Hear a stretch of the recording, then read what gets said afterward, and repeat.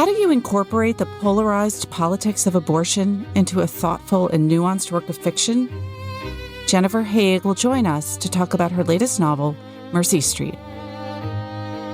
What kind of books are the Chinese reading these days, and what does it say about the state of their culture?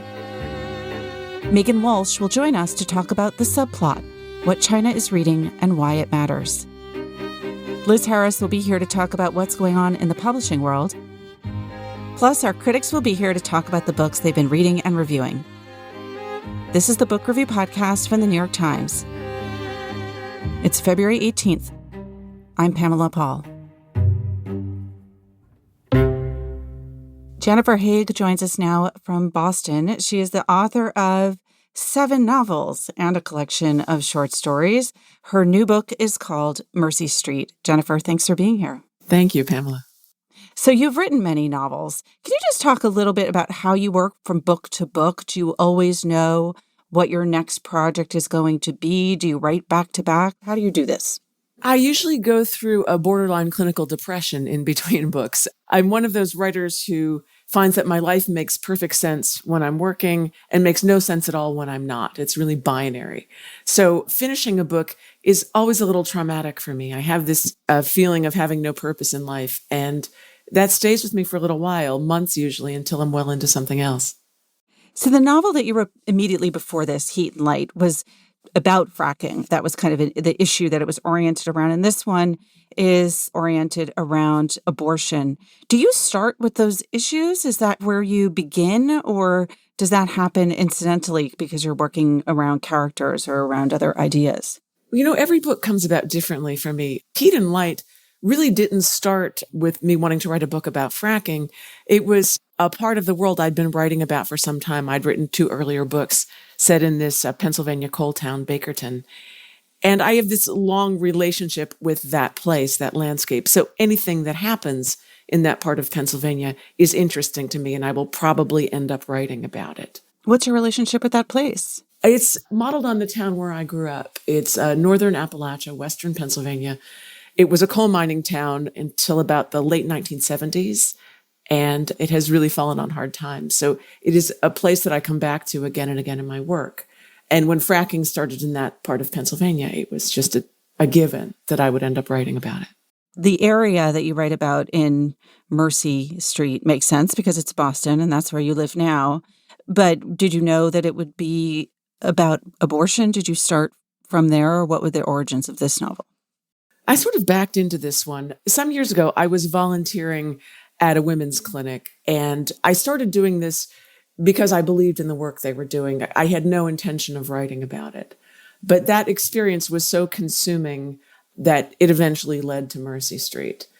So at the clinic, I was working on a hotline. I was basically answering phones. The callers would be women with questions about contraception or kind of basic gynecological questions, but more often they would be women calling to schedule an abortion. If you wanted an appointment for an abortion, your first step was to call the hotline, talk to one of the volunteers like me, who would talk you through the procedure and answer any questions. And after taking a number of these calls, it became clear to me that these were stories that needed to be told. And obviously, I am strongly pro-choice, or I wouldn't have been volunteering at this clinic.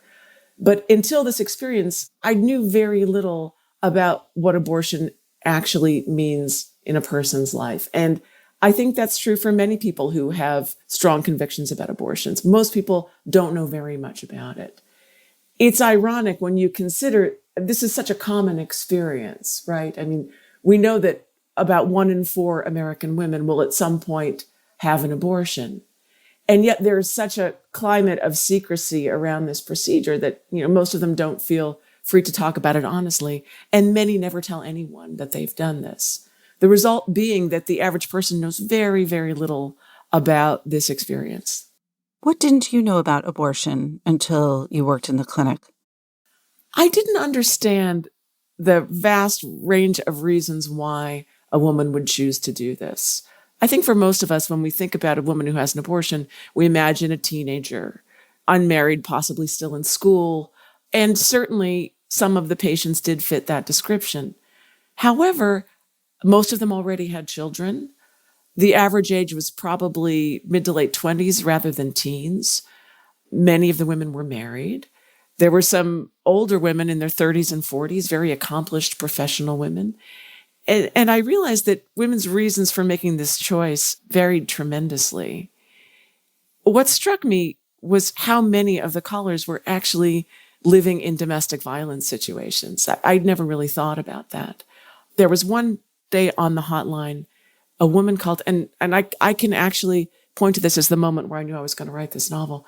A woman called the hotline and she said, well, I need to schedule an abortion because if my ex-husband finds out I'm pregnant, he's going to come to my house and shoot my kids.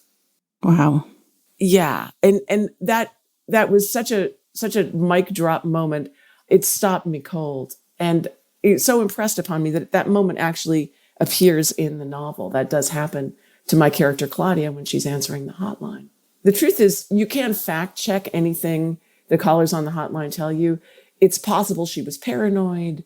It's possible she was delusional. But you know what? I'm inclined to believe her. I mean, I'm just a stranger on the hotline. It's not for me to judge whether her suspicions are correct. I suspect they probably are. If she really believes that, good enough for me, that to me is a very compelling reason. What were some of the other realities that from that experience that you wanted to incorporate into the novel? Maybe things that people really don't necessarily get about abortion. One thing that really struck me about this clinic, that it was far and away the most diverse, integrated space I had ever encountered in the city. It makes you realize that these questions about contraception and abortion affect everybody who lives in a female body, regardless of your age or your socioeconomic status or your race or your cultural background or how much education you have. These are realities that all women have to deal with. And in the clinic, you saw women really from all parts of the city, women of different ages, women who were there with their husbands, young girls who were there with a parent. And it made me realize how universal this experience is, and also how differently it lands on women depending on their backgrounds, their resources, where they're coming from. There's a moment in the novel where Claudia counsels a teenage girl. She's a senior in high school. She's in prep school in the process of applying to colleges. And she's trying to decide between Yale and Princeton. And on the same day, Claudia counsels a different woman who is not very much older. She's maybe in her early 20s. She's a homeless heroin addict. And her pregnancy was discovered when she overdosed in a gas station restroom.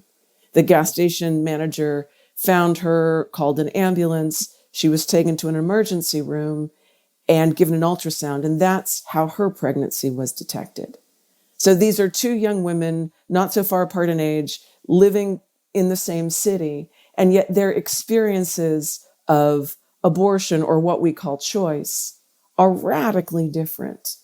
It made me understand that the range of choices available to women varies tremendously. And for some women, there isn't much choice involved with this at all.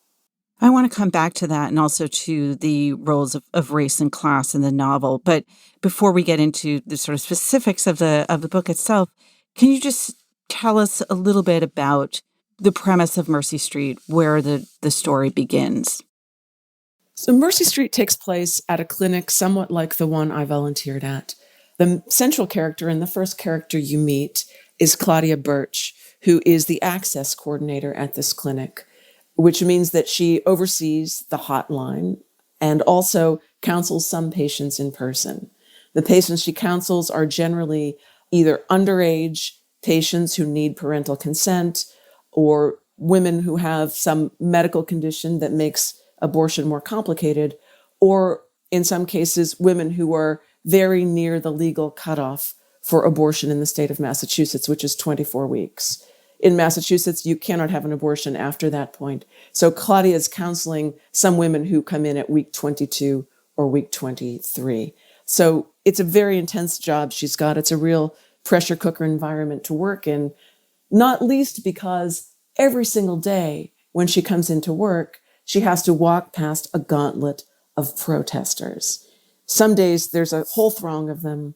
Other days there's just one guy with his sign, but there's always someone there. And so that's where the novel opens. Claudia is looking out the window of the clinic at the protesters. The day is Ash Wednesday, the first day of Lent, in Boston, possibly the most Catholic city in America. So it's a very big protest day at this clinic, and she's counting the protesters. So that's the first glimpse you have of this clinic. And who is she, Claudia Birch, and why did you choose her to narrate the story? Claudia is a counselor at the clinic. She grew up in rural Maine in pretty tough circumstances. She's the child of a teenage mother. Her mother, Deb, dropped out of high school in order to have the child and later found work as a nursing assistant at the county retirement home. So Claudia in childhood is living in a single-wide trailer in rural Maine, and her mother takes in foster children to help make ends meet. So a lot of Claudia's childhood is occupied with taking care of these kids, the fosters.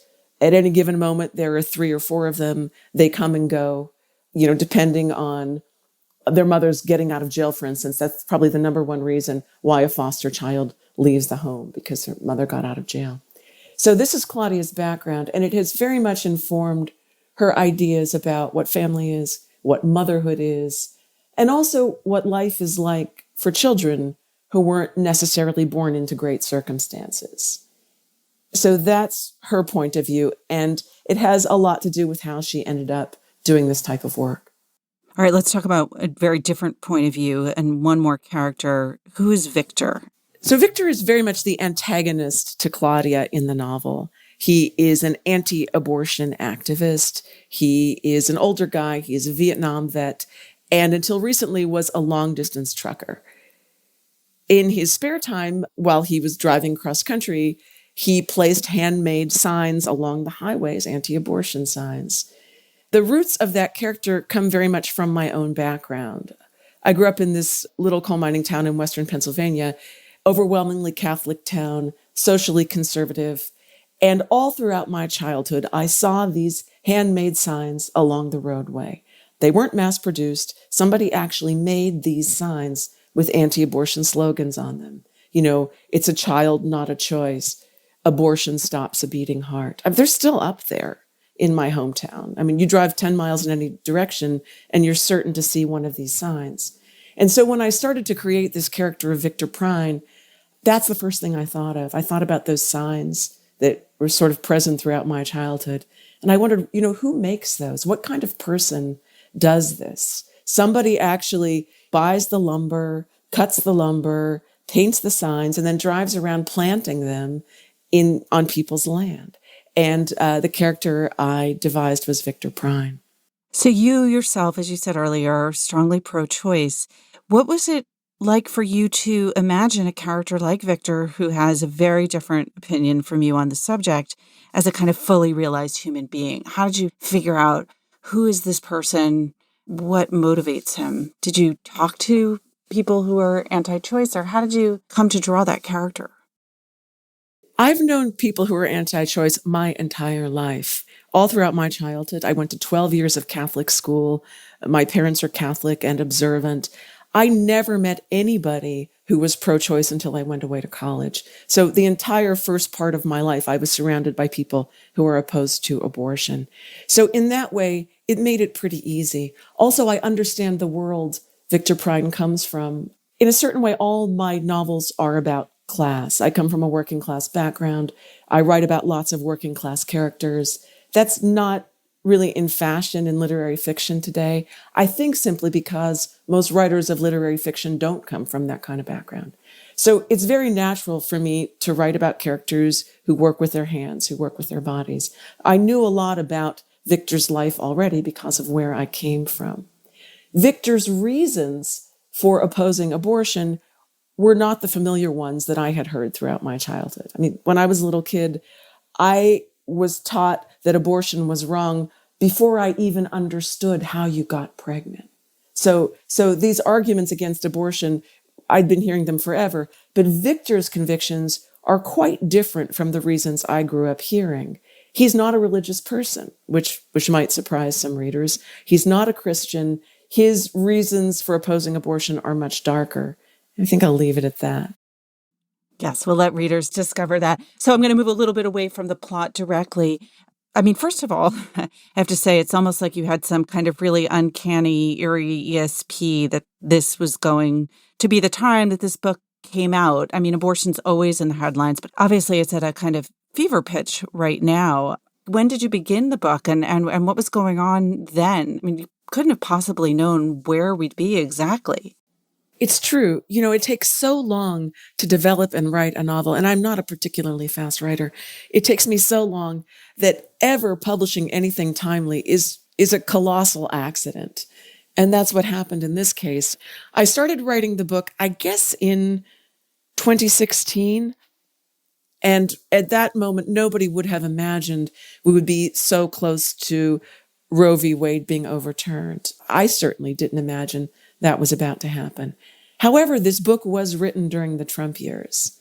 And looking at it now, I see that very clearly, that the sense of urgency in this story very much came out of the years in which it was written.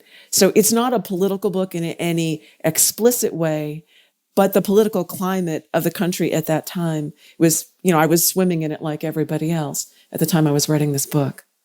So given that it's coming out at this moment and people are sort of swimming in lots of newspaper articles, magazine articles, straightforward news around abortion, what do you think fiction can do, can illuminate, can tell people about an issue like this that they wouldn't get necessarily from just reading the headlines? I think it's a very good time for this book for many reasons, not least because we live in this polarized moment, particularly on this question of abortion. People are very firm in their convictions and don't have a lot of time or curiosity, about people who don't think the way they do. And, as I said earlier, this is a subject that most people don't know very much about unless they have firsthand experience of it.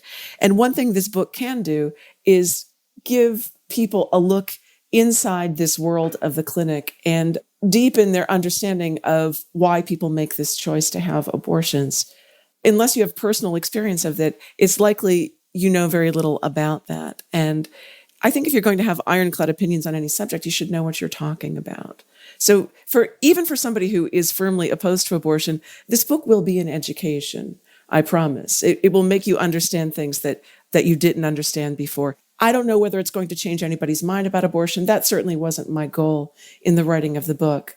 But I do really believe that fiction, reading and writing fiction, is the best technology we have for getting inside another person's mind and heart.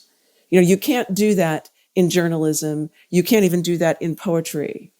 But you can do that in fiction. You can give the reader access to somebody else's deepest thoughts.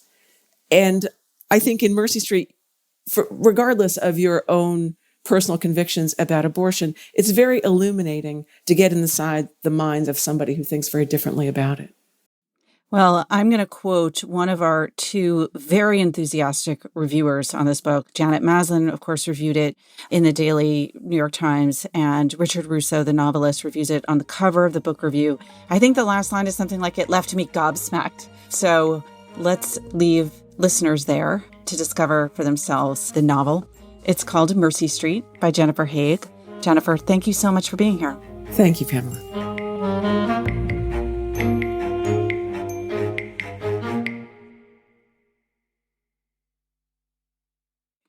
Megan Walsh joins us now. She is a journalist based in London who specializes in China, and her new book is called The Subplot: What China is Reading and Why It Matters. Megan, thanks for being here. Thanks for having me. China is obviously a huge culturally and linguistically diverse country. I'm just curious, to start off, does it make sense to talk about Chinese reading culture as a whole, or what does that landscape look like? Yeah, it's a really good question. And of course, it's not in any way a monolithic landscape. It's incredibly strange and diverse, and people tend to engage with fiction in very, very different ways. I guess the thing that has completely transformed the publishing landscape in China is the internet, because it's come about at the same time as China's economic ascension, at the time of this fabled China dream. It really has created a completely new set of genres and ideas for people to explore that I wouldn't say has really happened anywhere else. And that has happened particularly because, as we all know, in the past, especially under Mao, the publishing industry sort of ground to a halt. There wasn't really much happening. So there was no organic evolution of a sort of publishing industry in the same way. So by the time we've reached, I guess, the 1970s, 1980s, there were some very strict publishing rules. There were the sort of gatekeepers of what should be published in print. It was very sort of prestigious. And now everybody's sort of sidestepping those and just writing what they want. All right, I have about 10 questions about those years. I think we can all sort of assume why publishing ground to a halt under Mao, but I'm interested in talking a little bit more about how it then gradually opened up and sort of what the major steps were there. You talked about this taking place in the 70s and 80s. Did it open up in that there was a singular state-run publishing organ, or how did it work? Around the 70s and 80s, there was just an incredibly exciting period of literary creation, sort of known as a kind of high culture fever of the time. People were devouring every book they could get their hands on because they'd been sort of starved of it for many years, including a lot of foreign fiction. They were queuing up around bookshops to try and get their hands on anything they could possibly get their hands on. And as a result, people were using this sort of new literary dynamic to, I guess, come to terms with the previous 20, 30 years, sublimating it, using it as therapy, but also finding quite innovative ways to tackle things which were still off limits. And that's what created a really innovative period of literary fiction in China. And it's still seen as a kind of a sort of golden era. Currently, or the 70s and 80s are seen that way? The 70s and 80s are still seen that way. They're the kind of the giants of contemporary Chinese fiction who had suffered greatly during the Cultural Revolution, and then were all trying to make sense of it in the aftermath with Deng Xiaoping's reform and opening up. Who were some of the big authors of that era? Everybody probably knows Mo Yan, who won the Nobel Literature Prize in 2012. Then there's Yu Hua, who wrote, some people may know it, To Live, which was turned into a fantastic film. Oh, the Chang Yimou. Exactly, yeah. And then my personal favorite is Yan Lianke, who just writes incredible, very kind of original, quite distinctive and singular novels mainly about the past, actually, but always with sort of fresh, new ways of doing it. And he had a novel that came out last year that was a love story that took place under Mao. How open, we always talk about censorship, how open is it? To what extent are Chinese novelists able to write about political realities in that country? And is it safer to write about the Mao era than it is to write about today, presumably? Yeah, that's also a really interesting question. And I think what a lot of people assume about Chinese writers is that they can't write what they want to. And to a degree, that's kind of true, censorship, but even more so, a kind of instinctive and ingrained form of self-censorship really does influence how people write, not necessarily what they write, but how they do it. What do you mean by that, how they do it? Well, so for example, someone like Yan Lianke has created a genre he calls mythorealism as a way of, I guess, exploring what he feels is contemporary China's unreality. He feels like the only way to accept China as it is to tell it as he sees it. And he sees it as this very surreal, strange, dreamlike world, which doesn't really make sense. And he's found several ways of doing that in different novels. But as the novel that you mentioned, it was actually written quite a long time ago. It was only recently translated into English, but it was one of many of his novels that were banned. And I think that's what's interesting about being a writer in China, is that you can have your fiction banned, but you can still keep working and writing there. It just won't necessarily be that easy to distribute through the official channels. So his books, Yan Lianke, are banned in China unilaterally, all his work, or is it book by book, and each book comes out, goes before censorship committee of some kind, and a decision is made? How does that work? Most of them are banned, but some of them aren't, strangely. For example, there was another of his most famous works is called Dream of Ding Village, which was about the AIDS scandals in rural China perpetuated by kind of illegal blood selling. And that was initially fine. It was printed, and it was only maybe 3 or 4 months after that they decided they wanted to pull it. So they all came off the shelves. But it's definitely on a case-by-case basis. You mentioned a little bit earlier the rise of the internet and the effect that this has had on Chinese publishing. When we talk about the internet here in the United States, often people associate that with a decline in book reading and just about every other kind of leisure activity, because the internet is a very strong competitor to all the other things that we do with our free time. And I'm curious, how has that worked in China? Have people substituted reading of print books with being online, even if they're reading books online? As far as I know, most people, especially people under the age of 30, read all of their books on their mobile phone, not even on an e-reader or something, which is actually pretty impressive as far as I can tell. I don't know how they do it, but they can read some of the online novels that are written are up to 6 million characters or words long, and they can do the whole thing on their mobile phone. So they have a very different relationship with text and how they want to engage with it, primarily because that's how they have had to read a lot of things. They read a lot of works that were copyright infringements, just pirated and put online, and that's how they read that fiction. So it's not so much that they prefer to read online necessarily, but that's where they have access to a lot of work? I would say so. I mean, the other thing I would say is that walking around most of China's big cities, they are just packed full of incredibly crowded bookshops. And I think the idea of reading in print is actually quite exciting, especially in places like Shenzhen, which is a city of migrants. You go into like the biggest bookshop in the world, and it is packed with young people curled up in every single aisle, just devouring any book they can get their hands on. There's a real overlap between youth culture and being a bookworm. How do you explain that? Is that kind of like a retro chic nostalgia thing, or? Yeah, I think the bookshops are really beautiful, a lot of them. They have become a bit of an emblem of modernity again. Some of them actually don't have any real books in them at all. They just look exquisite. They're sort of optical illusions with fake spines, but they look like, an Escher painting when you go in them. But the sort of aesthetic of reading is incredibly cool, I would say. Has the internet led to an increase in self-publishing work in China in the same way it has over here, or maybe perhaps more because of censorship in China? Certainly because of censorship it did originally, but I also think because the internet is very easy to monitor for censors, it's not actually the place that people are most countercultural these days. That tends to be in self-published print versions of things. But what they do have is the world's biggest online publishing platform in the world and industry in the world. And it's insane in terms of its statistics and superlative data. There's something like 24 million online titles written by amateur writers and 430 million active readers. So it's the same as us, but times 100, I would say. I'm actually curious about the literacy of the Chinese population in general. How literate is China, and how is literature taught in the schools? So they're, I would say, incredibly literate. Perhaps the best example of that is this literary phenomenon, which is migrant worker fiction and poetry. And this was, 300 million rural to urban migrant workers who have had a very hard time in the last 30 years, sort of at the coalface of this period of economic ascension. But they're writing really beautiful poetry.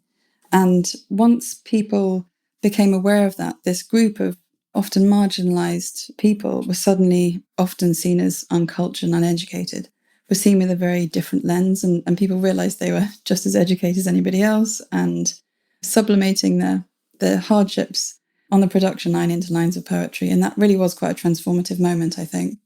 And where was that poetry read? Where is it published? That was all online.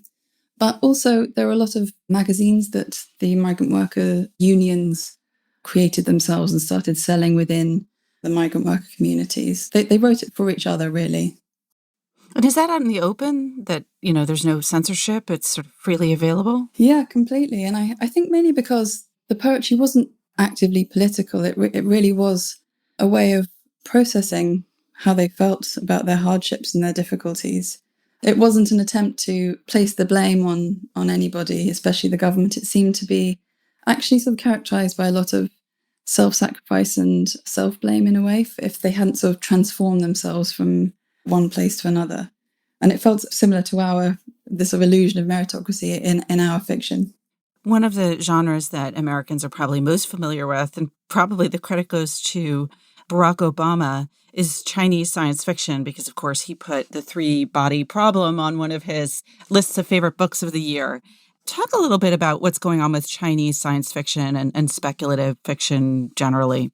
You're absolutely right. Barack Obama was instrumental in drawing people's attention to it, but it's also going through, a renaissance at the moment.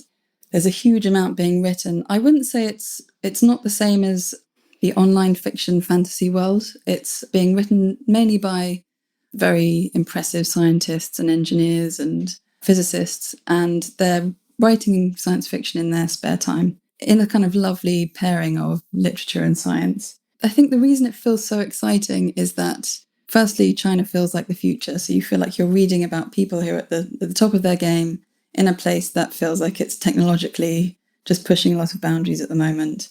And with that comes a sort of Ray Bradbury-esque feeling of hope that's, it's a Star Trek feeling in a lot of sci-fi, especially Liu Cixin, who is just devoted to exploration and seeing what we can do as human beings by pushing our technologies further. And that actually feels very exciting. How much of this has been translated into English, and are there writers in particular or novels that you would recommend readers here seek out to get a really good sense of what's going on there? A lot of it has been translated, especially by, there's a wonderful translator called Ken Liu, who is quite famous now for finding and translating some of the best Chinese sci-fi. So anything that he's translated, I would recommend. He's done a couple of fantastic compilations of short stories. I'd also point people towards Clark's World, which has a fantastic online platform for translated Chinese fiction. And I, in particular, would draw people's attention to a writer called Chen Qiufan, who I'm sure quite a few might have heard of before, but he really is a truly exciting and innovative sci-fi writer who, there's no agenda, but he is sort of genuinely trying to imagine all the possibilities that come with AI and surveillance and free will and space travel. And I would definitely point them towards him. One more genre I'd like to touch on before you go. Comics and manga, are they as popular in China as they are elsewhere in Asia?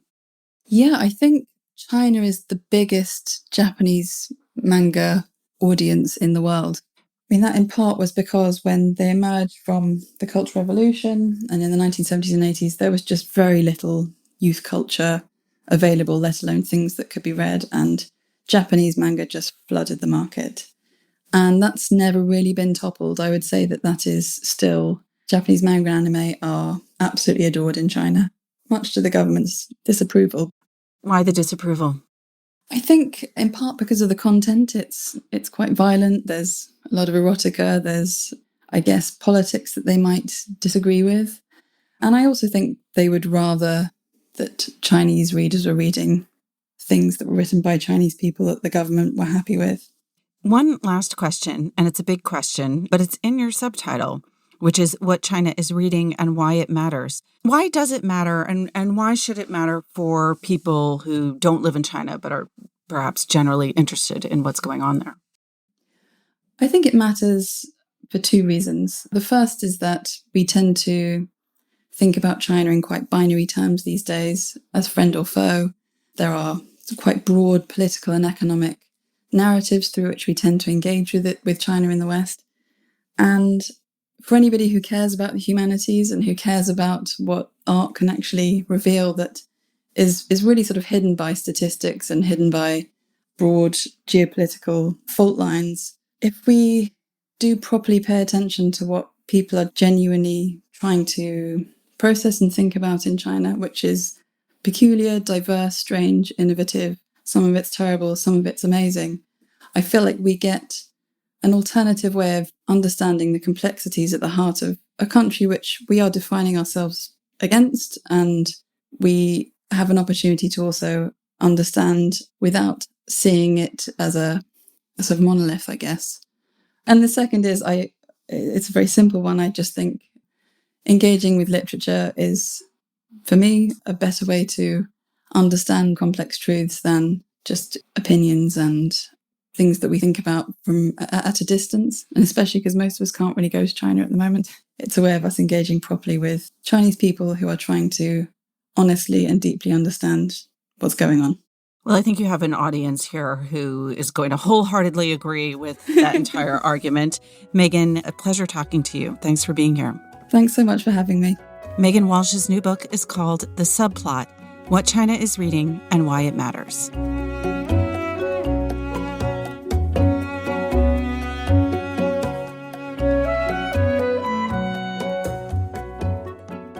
Liz Harris joins us now with some news in the publishing world. Hey, Liz. Hi, Pamela. So this week we're going to talk about romance novels, which had a great year last year. NPD BookScan, which tracks the sale of books at most retailers in the country, said that after 8 years of decline, romance print sales were up 32% in 2021, which is huge. And so what's sort of been going on here is romance readers are really voracious. Like they can read dozens and dozens of books a year. So they tend to be very price sensitive. Like they don't want to pay a lot of money if they're going to be buying 100 books or whatever it is, right? And ebooks, when it comes to romance, can be really cheap. Like some self-published authors charge like 99 cents. There are subscription services where you can read an unlimited amount. So for traditional publishers, that's been like a real challenge for the last couple of years. But there was a real shift this year.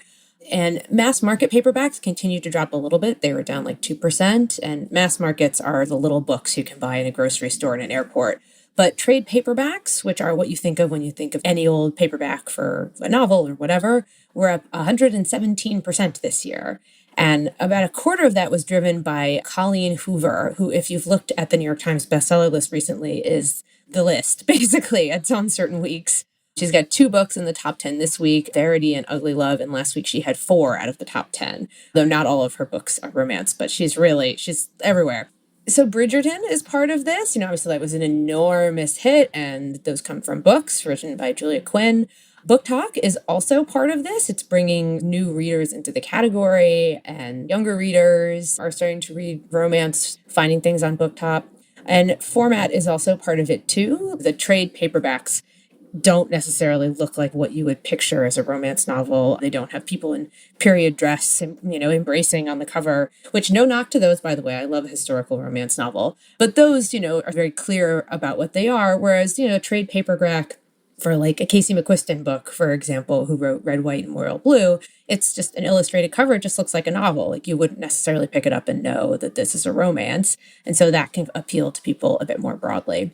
And this is just a purely personal anecdote, but as I mentioned, I love romance novels. And I wonder if a small part of what's happening here is something that's happened to me over the last year. Is the thing that defines a romance novel is that you will get a happy ending at the end for the main characters. Like the love story that's driving the book, it's all going to be okay. And everything's just so nuts and stressful these days still that reading a book where it's all going to work out is just really nice. And I highly recommend it. I like it when people die in the end. It makes me feel good. We found a difference between you and me, Liz. Indeed.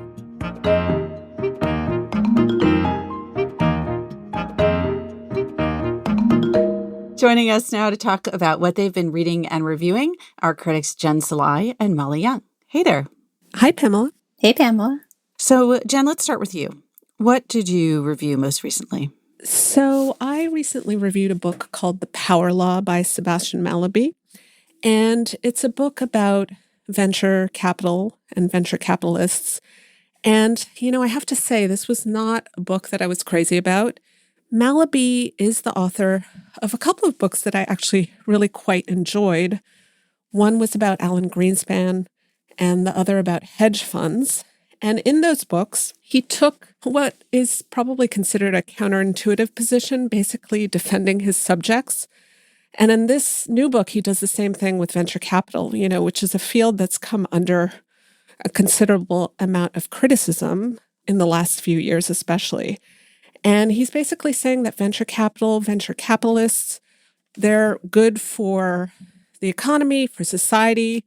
They fuel progress. This idea of financing projects that are considered so ambitious and maybe fanciful even that they have a hard time getting a bank loan, that venture capitalists make it easier, I guess, for these projects to get off the ground. And that innovation is, on the whole, good for people and good for science and good for technology in general. What's the counter argument?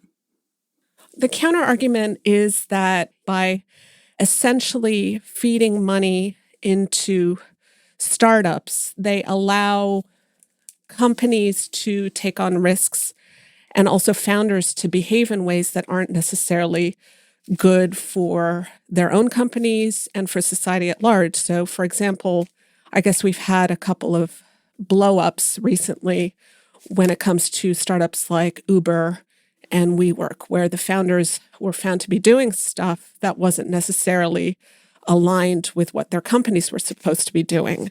And so in those instances, there was actually a really interesting article in the New Yorker, I guess within the last year or so, saying that venture capital can actually distort the incentives of capitalism because they give cheap money to these startups, and that it's like an enabling force essentially for these founders. And so the argument from that perspective, the critique perspective, is that venture capital hasn't necessarily been a boon to everyone. And so Mallaby is really defending the venture capitalists. And I should also say that a lot of the people he obviously talked to for the book, he gets some pretty great access because these are people who aren't necessarily known for being open or candid about their business practices. So he does talk to a lot of them, and they do recount their tales of how they managed to fund certain projects. And I think in that sense, he goes a little bit easy on them.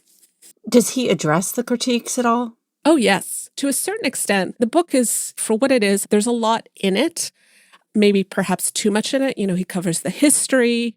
He brings it all the way up to the present day. He takes a detour through China to look at how venture capital has worked there.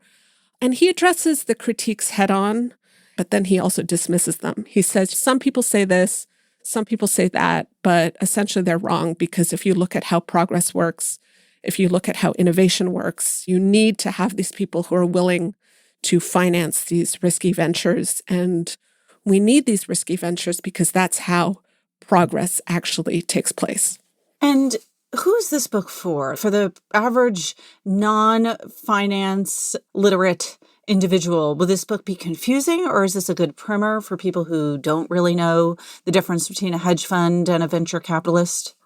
I wouldn't necessarily call it confusing. I mean, the writing, I have to say, as somebody who did enjoy a couple of his previous books, I was surprised that the writing wasn't as lucid, I think, as the other books of his that I've read. But, overall, I think people would get a sense of what venture capital is. It's just a matter of whether they want to actually slog through the whole thing. Because I think after a certain point, the narratives all sort of blend together because he spends a lot of time. And I think this is partly because of who his sources were. They obviously recounted to him in detail how some of these deals went down. And so you get a lot of information about like people calling other people at certain times of the day to arrange a particular meeting, and the meeting gets postponed, et cetera, et cetera. So I think depending on your patience for that kind of thing, if you're willing to go through all of that, you will sort of get to the end of it having a good sense of what venture capital is. I think at the same time, he has a very particular point of view, and that's very clear in the book. He has done a lot of research. I should say it's not like he has skimped in any way on that regard, but I think his conclusions, I think even for people who have followed him through the very end of the book, you might wonder how he came to the conclusions he did, considering that I think it's still an open question about what venture capital has to offer and what sort of role it plays in the economy as it develops and changes. Jen, your use of the verb to slog does not encourage. Yeah, that was my overall feeling after finishing this book. I'm curious if he answers a question in the book that is often on my mind, which is that we think of venture capitalists as a job. It has a certain glamour. It has a brand to it. Just the fact that we call them VCs has a certain pizzazz to it. And on the few occasions when I've met a VC, I've been impressed by them. But if he's saying that the job is to take these kind of heroic risks, these heroic financial risks, and pour money into really uncertain and possibly risky ventures, it seems like most of those would fail. And so my question is, are venture capitalists largely successful or not? That's one of the other things that he talks about and what he gets at in the title, because the whole idea of the power law is that you have this idea of exponential growth. And so for a lot of these venture capitalists, they'll take numerous bets on things, and some of them will fail. But if you can get even one that's spectacular, that can really essentially make your fortune. So it's interesting because you brought up the question of glamour, which I think is kind of fascinating. And I was wondering when reading this, which is that it didn't sound all that glamorous. And I think partly that's because of the way, as I mentioned, the slog part of the book, when you get down to it, when it comes to deals, when it comes to babysitting some of these eccentric founders, a big part of the job isn't that glamorous. It's about just making things happen, getting the money going, trying to manage a founder who might have very ambitious but also outlandish ideas and very idiosyncratic ways of working. And so I did feel toward the end that the idea of glamour was sort of leached out of the subject. But at the same time, I mean, I guess arguably that maybe helps his argument, which is essentially that venture capital is just a really, really important part of the economy and society. And it's not just about doing these crazy things. It's also about doing things that help with progress and that help with science and that help with technology.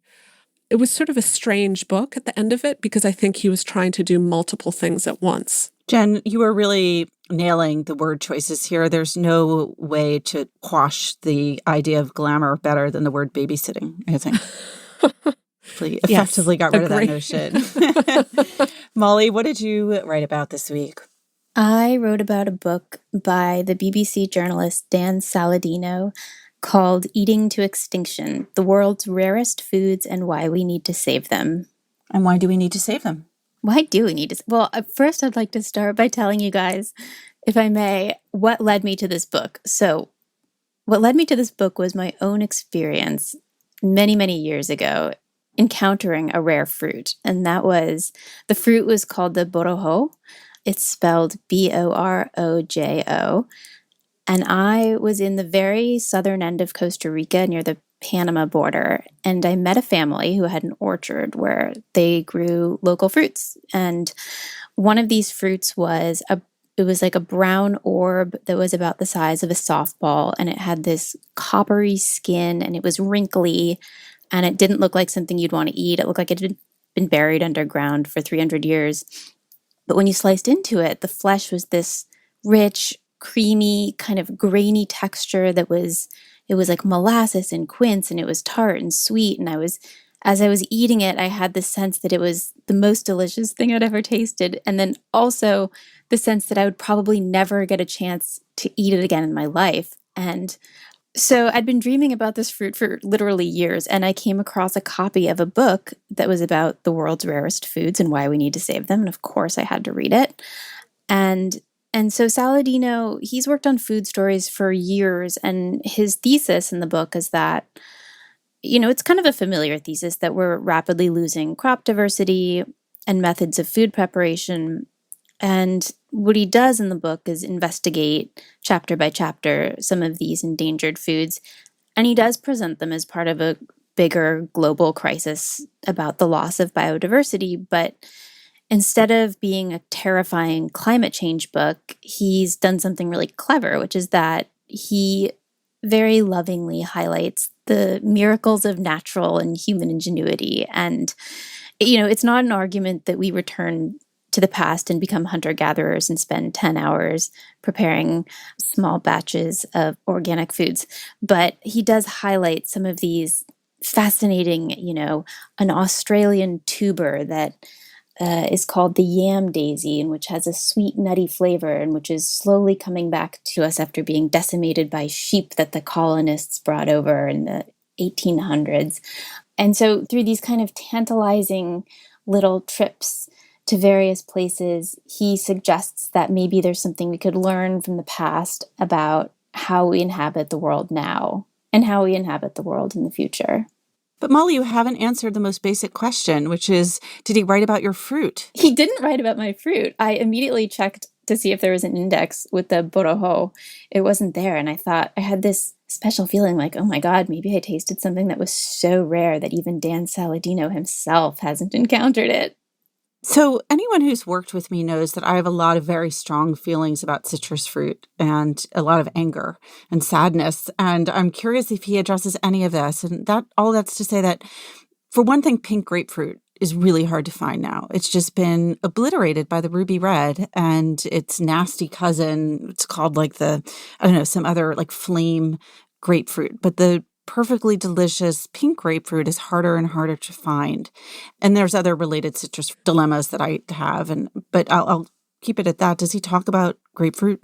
He talks about citrus in general. And the crazy thing about citrus is that apparently all of our varieties of citrus descend from 3 common ancestors, and citrus plants are capable of fertilizing each other. I'm not sure if that's the right word. Pollinates? Anyway, they can mate with each other and produce new citrus fruits. And they're also unusually likely to mutate. So basically, citrus fruits, if left alone, will just constantly turn into new varieties of citrus fruits and crazy crossbreeds of, like a lime and a wild orange, or a vanilla grapefruit and a sour lemon. And you wind up with these nutty crossbreeds, and very few of them end up making it to our plates. But I don't know the explanation for why your precious grapefruit is hard to find. Can I ask, is it a flavor deficit, or what's your issue? It's a flavor deficit. So the ruby red, I feel like, has been bred, as so many fruits are, for appearance and for sweetness. So it's very sweet and bright and pretty, but lacks complexity of flavor, lacks flavor altogether, if you want my honest assessment. And while we're here, did he talk about quiches? What is a quiche? We're going to turn this into the fruit podcast just this one week. So the quiche is a very small tangerine-like citrus fruit. Ruth Reichel wrote about it a few years ago, and I immediately went out and sort of sourced them, and they were fantastic. And then the next year, they were almost fantastic. And in every subsequent year, they've gotten worse and worse. And I want an explanation. It happened with clementines. I fear that it'll happen with satsumas. There's something that I think I don't know if it's Mother Nature or the demands of the American fruit market or agribusiness or who I can blame. But every citrus fruit that comes here or that somehow appears starts off great and then moves swiftly to terrible. I really like how this has turned into the angry fruit cast. I know, it's a conspiracy theory.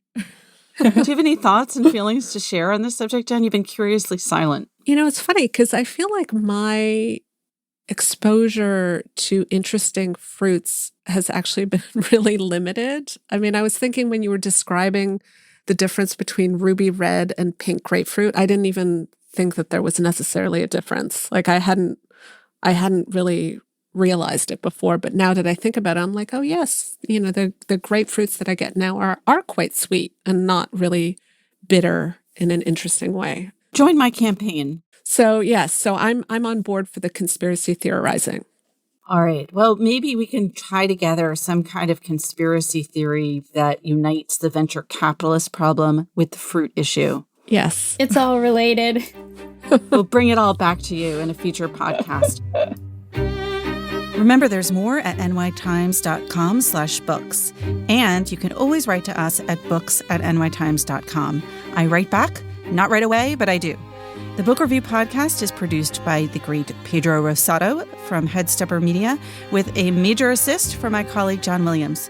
Thanks for listening. For the New York Times, I'm Pamela Paul.